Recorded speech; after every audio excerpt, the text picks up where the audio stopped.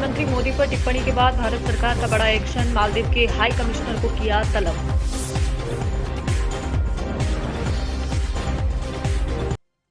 सलमान खान के पनवेल स्थित farm house में 2 लोगों ने की घुसने की कोशिश, हुए गिरफ्तार।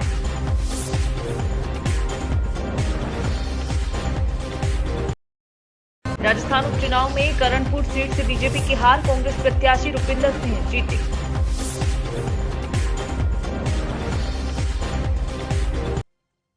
बिल्किस बानो के दोषियों को 2 हफ्ते में करना होगा सरेंडर, बोला सुप्रीम कोर्ट।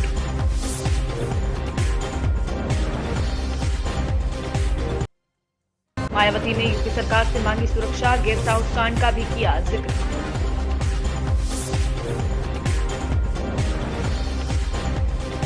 अहमदाबाद ग्रामीण एसओजी ने बगोदरा हाईवे से सस्ते सोने का लालच देने वाले 5 जालसाजों को गिरफ्तार किया है। इन सभी के पास से कुल 24 लाख रुपए की संपत्ति जब्त की गई है। सस्ता सोना देकर ठगी करने वाले 5 जालसाज गिरफ्तार हुए हैं, तो वहीं पकड़े गए आरोपी सस्ते सोने का लालच देकर असली सोना देते थे और बाद में नकली सोना थमा देते थे। आरोपी दलालों के मध्यस्थों के माध्यम से पीड़ित को कम कीमत पर सोना देने का लालच दिया गया। असली सोना दिखाकर शुरू में ईमानदारी से लेन देन का विश्वास लेते थे। अधिक सोना खरीदने पर लालच देकर बड़ी रकम भी लेते थे। खोटा सोना देकर बिना दिए धन प्राप्त करना, इस प्रकार पीड़ित को विश्वास में लेना, छोटे नोट सिक्के के बदले बड़े नोट लेने और देने, बड़े नोट के बदले 100 के नोट देने, सस्ता सोना देने का प्रलोभन आदि इस प्रकार की ठगी किया करते थे, जिनमें शेर खान उर्फ सुल्तान अली मोहम्मद, शक्ति सिंह हरिभाई गोहिल, विष्णु भाई उर्फ लालो रामा भाई मसानी, अंकित जगदीश पारेख, प्रकाश कुमार उर्फ भानु बाबू भाई पुलिस ने गिरफ्तार किए हैं। देखिए संवाददाता योगेश गोस्वामी की रिपोर्ट, अहमदाबाद, गुजरात। मान्य आईजीपी श्री अमदावाद विभागના ગાઈડન્સ હેઠળ અમદાવાદ ગ્રામ્ય પોલીસના એસઓજીના અધિકારી પીઆઈ શ્રી અને પીએસઆઈ શ્રી તેમજ એમના કર્મચારીઓએ બગોદરાથી ધંધુકા જતા રોડ ઉપર એક શંકાસ્પદ ગેંગને પકડીને પૂછપરછ કરેલી અને પૂછપરછ દરમિયાન જણાવેલું કે એમની પાસેથી કેટલાક નકલી અને કેટલાક સાચા સોનાના બિસ્કિટ મળી આવેલા છે અને આ ગેંગ વધુ પૂછપરછ કરતાં જાણવા મળેલું છે કે તે થોડાક સમય માટે સાચું સોનું બતાવીને પછી વધારે આ જ પ્રકારના બિસ્કિટો સસ્તા ભાવમાં આપવું જોઈએ એવી રીતની છેતરપિંડી કરીને અગાઉ પણ આ રીતની ગુનાની એમો રાખી છેતરપિંડીઓ કરેલી છે અને આ ગેંગને પકડતા તેમની પાસેથી 3 સાચા સોનાના અને 118ના બીજા ખોટા બિસ્કિટ મળી આવેલા છે અને આની સાથે સાથે એ 5 કિસ્સાઓને સીઆરપીસી 41(1)ની કાર્યવાહી હેઠળ હાલ અટક કરી પૂછપરછ કરવામાં આવી રહેલ છે। આ પૈકી જે શેરખાન કરીને વ્યક્તિ છે તેના વિરુદ્ધ ઘણા બધા ગુના, લગભગ 7 ગુના પોલીસ સ્ટેશનોમાં વિવિધ જગ્યાએ ગુજરાતમાં નોંધાયેલા છે અને આ ઉપરાંત પણ એણે બીજા દિલ્હી, મુંબઈ અને અન્ય વિસ્તારોમાં પણ બીજા ગુના આચરેલા હોવાનું હમણાં જણાવે છે, જેની આગળ પૂછપરછ ચાલે છે। શેરખાનની સાથે શક્તિસિંહ, વિષ્ણુ, અંકિત અને પ્રકાશ નામના પણ માણસો છે અને તેઓ પણ આ એમોમાં એની ગેંગમાં સામેલ છે। આ આખી ગેંગ છે એ કોઈક ઈસમને પકડીને એને સંપર્ક કરીને એની પાસે એક ઓફર લઈને જતા કે અમારી પાસે સાચા સોનાના બિસ્કિટ છે પણ ખાસા સસ્તા ભાવમાં છે, ટેક્સ વગરના છે અથવા અમે ઇલીગલી લાવ્યા છીએ પણ ઓછા ભાવમાં વેચવા માંગીએ છીએ અને આ રીતની લાલચ આપીને એને પહેલાં સાચા સોનાના બિસ્કિટ કેટલીક વખત વેચતા પણ હતા અને વધુ લાલચ આપીને વધુ મોટી ક્વોન્ટિટીમાં બિસ્કિટ ઓફર કરતા હતા અને આ દરમિયાન પછી એ સોનાને બદલે ખોટા બનાવટી ધાતુના સોનાનો વરખ ચડાવેલા બિસ્કિટ પણ વેચવાની એમો ધરાવે છે અને તેમની પૂછપરછ દરમિયાન તેમની પાસેથી આ માટેની વસ્તુઓ પણ મળી આવેલી છે અને સાથે સાથે જે સોનાના બિસ્કિટ 3 છે એ પણ શક્તિસિંહ નામના વ્યક્તિ પાસેથી 1 બિસ્કિટ અને અંકિત પાસેથી 2 બીજા બિસ્કિટ મળી આવેલા છે જે સાચા છે અને માણેક ચોકથી ખરીદેલા હોવાનું પ્રાથમિક તપાસમાં તેઓએ જણાવેલ છે।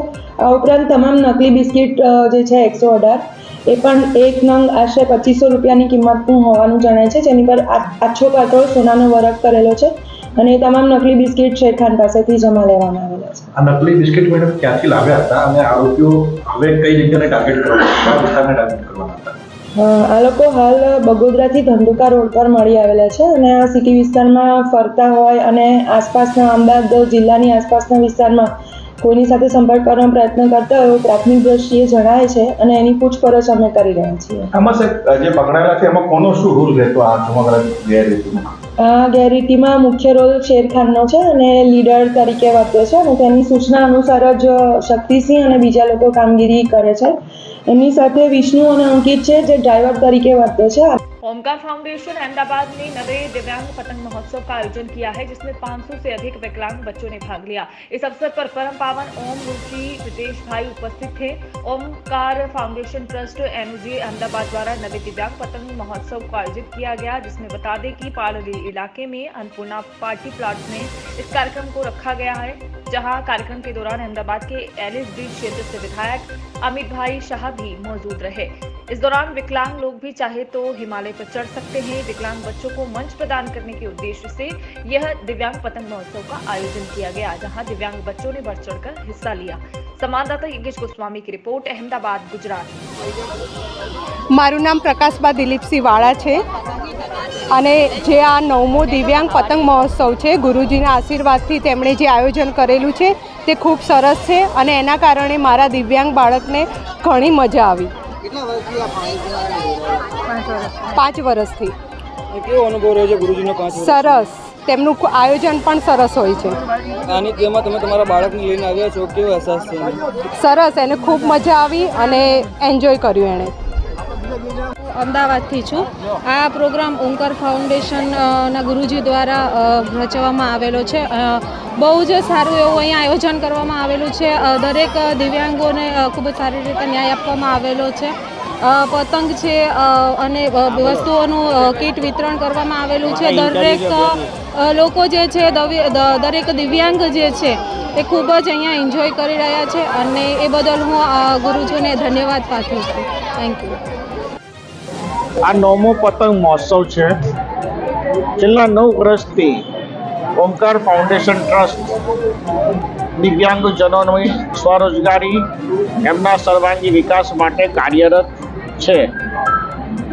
હું સદગુરુ ઓમ ઋષિ સ્વામી ઓમકાર ફાઉન્ડેશન ટ્રસ્ટનો ફાઉન્ડર અને મેનેજિંગ ટ્રસ્ટી છું અને 1996થી દિવ્યાંગોના સેવા કાર્યમાં પ્રવૃત્તિમય છું. આ કાર્યક્રમનો મહિમા ખાસ કરીને દિવ્યાંગોને એક આનંદ, એક ઉલ્લાસ અને એમને પણ જેને કહેવાય ને કે એક મોટિવેશન જીવનમાં આગળ વધવા માટે પ્રેરણા મળે એ હેતુથી પતંગ મહોત્સવ કાર્યક્રમનું દર વર્ષે આયોજન અમે કરીએ છીએ. આપણે કેટલા દિવ્યાંગોને આમંત્રિત કરવામાં આવ્યા છે? લગભગ 500-550થી વધુ દિવ્યાંગજનોને આમંત્રિત કરવામાં આવ્યા છે. અલગ અલગ સંસ્થાઓમાંથી દિવ્યાંગો આવ્યા છે અને પોતાના માતા પિતા, વાલી, શિક્ષકો સાથે માતા પિતા સાથે દિવ્યાંગજનો 550થી વધુ અત્રે ઉપસ્થિત છે. આજે આ દિવ્યાંગોને આમંત્રિત કર્યા છે, કેવી રીતે પ્રોત્સાહિત કરે? ઉત્તરાયણનો મહિમા કેવી રીતે અમે એ લોકોને જેને ક્યાંને ઉત્તરાયણનો મહિમા સમજાવીએ છીએ રીતે કે ભાઈ જીવનમાં હતાશ ના થાવ. જેમ પતંગ હવામાં ઉડે છે, આકાશમાં ઉડે છે અને જેમ લહેરાય છે તેમ આપણી જિંદગીમાં પણ ભલે અત્યારે ક્યાંક તકલીફ છે, પીડા છે, દર્દ છે, પણ આપણે પણ પતંગની જેમ ઉડી શકીએ છીએ. એ પ્રેરણા, એ મોટિવેશન શિક્ષકોના માધ્યમથી, ઓમકાર ફાઉન્ડેશન ટ્રસ્ટના સેવાદળના માધ્યમથી, ઓમકાર સેવાદળના માધ્યમથી બાળકોને આપવામાં આવે છે. હેલો, નમસ્તે. મારું નામ ભાવસા પ્રદીપ છે. અમે અહીંયા ઓમકાર ફાઉન્ડેશનમાં ઘણા સમયથી આવીએ છીએ. ઘણા છેલ્લા 4-5 વર્ષથી અમે આવીએ છીએ અને અહીંયા સારું એવું આમનું આયોજન હોય છે. પતંગ ઉત્સવ દર વખતે કરવામાં આવે છે અને અહીંયા ખાવા પીવા અને બધી રીતે સારી વ્યવસ્થા હોય છે. વોલેન્ટિયરથી લઈને સારી એવી બધી વ્યવસ્થા હોય છે અને અહીંયા ઓમકાર ફાઉન્ડેશન દ્વારા સારું એવું આમનામાં સહાય બધી કરવામાં આવે છે દરેક દિવ્યાંગો માટે અને સારું એવું બધું કરે છે કાર્યક્રમ. અને અહીંયાનો બધો અમે ઘણા દિવ્યાંગો છે, અમે સારો એવો એન્જોય કરીએ છીએ આવીને. આ વર્ષે ગયા વર્ષ કરતાં દિવ્યાંગો માટે કેટલી સુવિધાઓ કરવામાં? ના, ગયા વખતે બી એવું કશું નહીં. દર વખતે દિવ્યાંગો માટે સારી સુવિધાઓ પ્રોવાઈડ હોય છે. અહીંયા વોલેન્ટિયર હોય છે, અહીંયા આગળ તમારા વ્હીલચેરની સુવિધાઓ હોય છે. તમામ દિવ્યાંગોને અગવડ ના પડે તે રીતે એમના જગ્યાએ એમને ખાવાનું, નાસ્તાનું અને તમામ પ્રકારની સહાયો કરવામાં આવે છે. દરેક વસ્તુમાં સારી રીતે એમનું પ્રોવાઈડ થાય છે અને અમે અહીંયા દર વખતે પાર્ટિસિપેટ કરીએ જ છીએ.